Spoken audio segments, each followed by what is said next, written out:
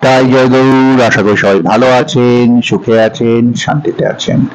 কোন গ্রহের জন্য কি ধরনের কাজকর্ম আমাকে নিত্য নৈমিত্তিক কি আচার আচরণ বিধি নিতে হবে সেটা মনে রাখতে হবে। সূর্য, আত্মবিশ্বাস, সম্মান, নেতৃত্ব।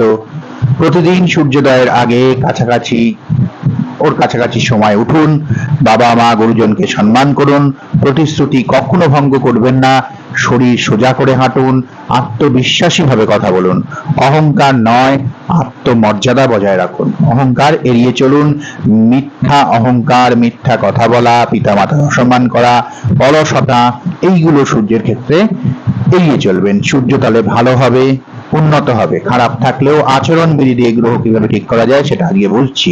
চন্দ্র, মান, সম্মান, মন, শান্তি, মা, অনুভূতি, এইসবের কারক।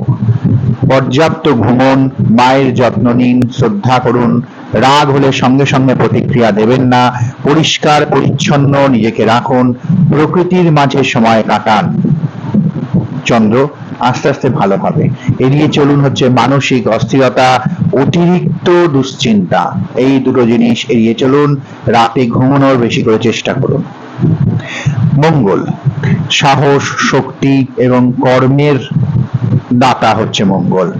প্রতিদিন ব্যায়াম করুন, কাজ ফেলে রাখবেন না, দুর্বল মনের পাশে, মানুষের পাশে দাঁড়াবেন সব সময়, তার শক্তি হয়ে, তার লাঠি হয়ে। শৃঙ্খলাবদ্ধ জীবনযাপন করুন, দেখবেন আস্তে আস্তে মঙ্গল আপনার ভালো হতে আরম্ভ করবে। এটা একটা আচরণে রাখতে হবে, এটা কিন্তু হঠাৎ করে হবে না। রাগ, মারামারি, হঠকারিতা, এইগুলো থেকে দূরে থাকুন। হট করে রেগে গেলে সঙ্গে সঙ্গে রিয়াকশন দেবেন না, একটু ওয়েট করে আধ ঘন্টা পর রিয়াকশন দিন। বুধ হচ্ছে বুদ্ধি, যোগাযোগ এবং ব্যবসার কারক। প্রতিদিন নতুন কিছু শিখুন, বই পড়ার অভ্যাস করুন, পরিষ্কার ও ভেবে কথা বলুন, হিসাব নিকাশ ঠিক রাখুন, জীবনের হিসাব নিকাশ। এড়িয়ে চলুন কি কি মিথ্যে কথা বলা, গুজব রটানো, প্রতারণা করা, এগুলো থেকে এড়িয়ে চলুন। বৃহস্পতি যেমন জ্ঞান, ধর্ম, নীতির কারক। প্রতিদিন কিছু সময় ধর্মগ্রন্থ বা ভালো বই পড়ুন, বা মন্দিরে গিয়ে যেখানে পাঠ হচ্ছে সেখানে একটু টাইম কাটান। শিক্ষক প্রবীণদের সম্মান করুন, দান করুন, তবে অহংকার ছাড়া দান করুন। আমি দান করেছি এই কথাটা যেন না মুখে আসে কখনো। সৎ উপার্জন করুন, সৎ উপার্জন করুন, এটা খুব বড় কথা। লোভ এড়িয়ে চলুন, অন্যায় অর্থ এড়িয়ে চলুন, জুয়ো ফাটকা এসব থেকে দূরে থাকুন। শুক্র হচ্ছে সৌন্দর্য, সম্পর্ক এবং সুখের কারক। পরিষ্কার পরিচ্ছন্ন পরিপাটি ইস্ত্রি করা পারলে পোশাক পরুন, না পারলে পরিষ্কার পোশাক পরুন। জীবন সঙ্গীকে সম্মান করুন, ঢিলে ঢালা জামা পরবেন না। ঘর পরিষ্কার রাখুন, শিল্প, সঙ্গীত বা সুন্দর কিছু উপভোগ করুন দিনে একটা নির্দিষ্ট সময়। এড়িয়ে চলুন চরিত্রহীনতা, এড়িয়ে চলুন বিলাসিতায় আসক্তি, কিছু নেই তাও আমাকে ওই জিনিসটা লাগবে, এটা থেকে।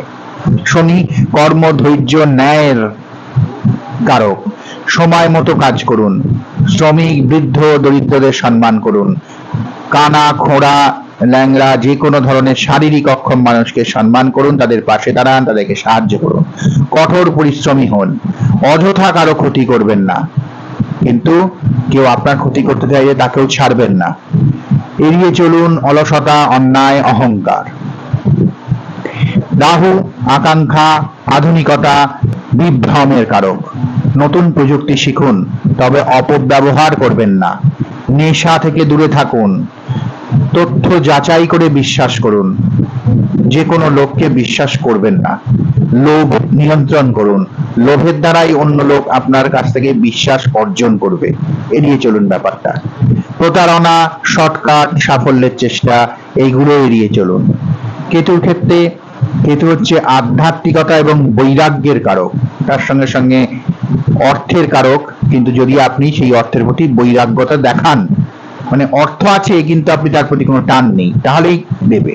প্রতিদিন কিছুক্ষণ ধ্যান করুন, অহংকার কমান, পশু পাখির প্রতি দয়া দেখান, নির্জনে কিছু সময় আত্মসমীক্ষা করুন, ওই ধ্যানের মধ্যেই পড়ছে একরকম।